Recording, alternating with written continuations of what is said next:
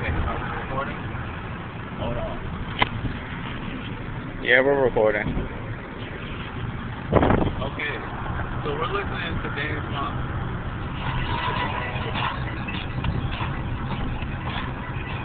And an idea popped in my head.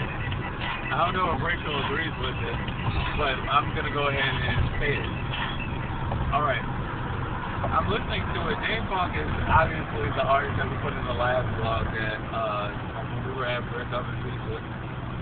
And I said that he was like a throwback to 80s funk. Well, with that said, you know, we put a CD in the joint, put a CD in the CD player in Rachel's car, and I said, yo, this joint is perfect for just riding around. All this music to me, whether it's Brookside Park or whether it's Sky's Hours or multiple things that he's done, just sounds like something that, you know, when it's cool outside, you know, when the sun has kind of gone down a little bit and what have you, I guess around our time now it's about like 8 o'clock or something like that. The sun's kind of cooled down to around dusk, so it's cooled down. It's perfect to just drive around to. And then something came into my head. Is it just me, or is it that all the music of the last couple of 20 years that's been recent and a little bit more popular coming out of LA seems just like that? The Chronic, perfect.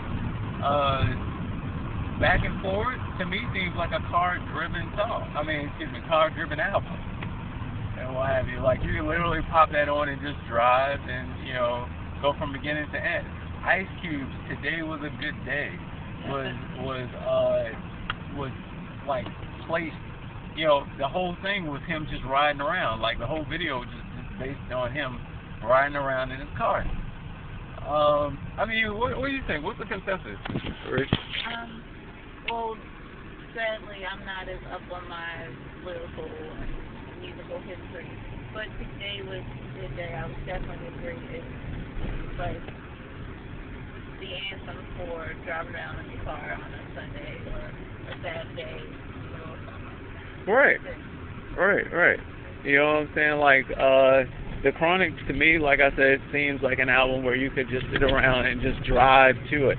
Like, you know, maybe start off at the car wash listening to it, get your car together, right? And then just drive to wherever you're going. You know, and of course take like the long way to get there and stuff like that, just the cruise and stuff. And on the flip side of that, when I listen to Tribe Called Quest, I think about a subway. I think about I think about it as in like listening to Electric Relaxation on a trip that I was going to from Baltimore to DC and what have you, and it fit perfectly. Maybe it's just in the subconscious part of the artist's mind, you know, seeing as though LA, you know, that you can't really get anywhere without a car. It's such a long city. California in itself is the whole coast. So I mean, like it's a car culture, it's a car-driven society or a car-driven culture. Whereas New York, you don't really need a car. And maybe, you know, Q-Tip and Pete Rock and a couple of the other people who were the architects of the early Tribe stuff, maybe they have that subconsciously put in their heads. This is strictly for music nerds. I do not suspect Liz or Tasha or random other people that I could blurt out. Ooh, I'm telling you called them out. I'm gonna call you out. Like, I think Liz will get it though. I mean, because Liz is just a music nerd, essentially just with booze. That's just it. That's just all she is. And there's no other music nerd with booze. Is she the only music nerd that's a woman? I don't think that's fair to say. You're talking about in our group? We're talking about hardcore. I spend a quarter of my check getting music. I don't know. I don't think there is anybody else as far as female is concerned.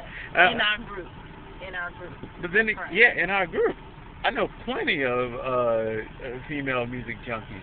One of them being Devon, from old satellite days of past. And also she was the president of hip hop. God, I was the president of this group, and I don't even remember the name of it. Hip Hop Congress. Hip Hop Congress. She was the president of Hip Hop Congress at one point in time. But this is strictly for the people who have no life outside of a dark room and a whole bunch of CDs. Me, Mifflin,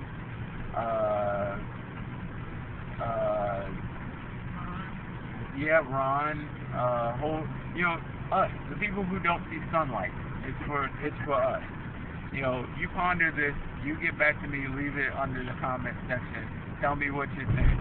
Essentially, I think subconsciously, LA artists have a car culture driven in their back of their minds when they're making music. On the contrary, New York artists have, the subway headphone mindset. Alright, catch you later.